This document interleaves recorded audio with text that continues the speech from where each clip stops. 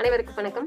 இன்னைக்கு ஒரு சூப்பரான ஒரு மோட்டிவேஷனல் ஸ்டோரி வந்து பார்க்கலாங்களா? என்ன அப்படின்னு பார்த்தோம்னா, ஒரு ஒரு மடத்துல அந்த மடத்தோட குரு வந்துட்டு ரொம்ப அமைதியான நிலையில எப்பயுமே எந்த விஷயத்துக்காக வந்து அவர் கோவப்படவே மாட்டாருங்களாம். அவர சுத்தி நெறைய மாணவர்கள், நெறைய பேர் இருந்தாலுமே வந்துட்டு, எதுக்காகவுமே வந்து அவர் கோவப்படவே மாட்டாருங்களாம். இது வந்து எல்லாருக்குமே வந்து ஒரு டவுட்டு. ஏன் வந்து இவர் வந்து எப்படி வந்து கோவமே படாம வந்து இருக்கிறாரு? அப்படிங்கிறது வந்து ரொம்ப பெரிய ஒரு டவுட்டா இருந்திருக்குது. ஸோ இத வந்து நம்ம அவர்கிட்டயே கேட்டுருவோம் அப்படின்னு சொல்லிட்டு, ஒரு மாணவர் வந்து அவர்கிட்ட வந்து கேட்கிறாரு, "குரு எப்படி நீங்க கோவமே படாம வந்து இருக்கிறீங்க எப்பயுமே?" அப்படின்னு சொல்லிட்டு. அதுக்கு வந்து அந்த குரு வந்து சொன்னாருங்களாம், "நான் வந்துட்டு ஒரு படகுல உட்காந்துட்டு ரொம்ப ஆழ்ந்த தியானத்துல வந்து இருந்தேன். ஆழ்ந்த தியானத்துல வந்து இருக்கும்போது என்ன ஆச்சு அப்டின்னா, ரொம்ப ஆழ்ந்த தியானம் அந்த ஒரு ஒரு அதாவது ஒரு சக்ராஸ் வந்து ஆக்டிவேட் பண்றோம் அப்டின்னா, நம்ம மூலாதாரத்துல இருந்து ஆக்டிவேட் பண்ணணும்னு சொல்லுவாங்க. அந்த மூலாதாரம் வரைக்கும் வந்து அவர் வந்து அவரோட தியானத்து நிலைக்கு வந்து போயிட்டு இருக்காரு. ஸோ அந்த போனதுக்கு அப்புறம் அவர் அந்த தியானத்துல இருக்கும்போது என்ன ஆயிருக்கு அப்டின்னா, பக்கத்துல இருந்த ஒரு படகு வந்துட்டு இவர் வந்து இடிச்சிருக்கு. இவருக்கு வந்து டக்குனு அந்த கோவம் வந்து கண்ண தொறந்து பார்த்திருக்காரு. பார்த்த உடனே பார்த்தீங்கன்னா, அந்த படகுல வந்து யாருமே இல்ல.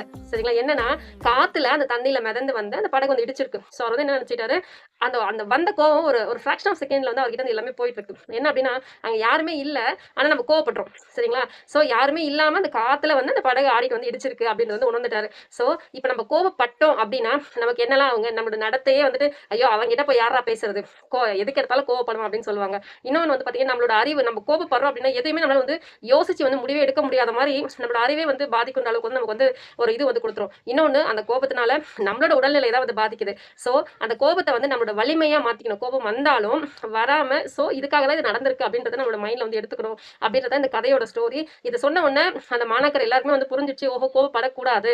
ஸோ இதனால தான் அவர் வந்து குருவா இருக்காரு. நம்ம வந்து மாணவரா இருக்கோம். அப்படிங்கிறது வந்து புரிஞ்சிருக்குது. ஸோ கதை எப்படி இருக்குன்றத சொல்லுங்க. லைக் பண்ணுங்க, ஷேர் பண்ணுங்க, கமெண்ட் பண்ணுங்க. Thank you.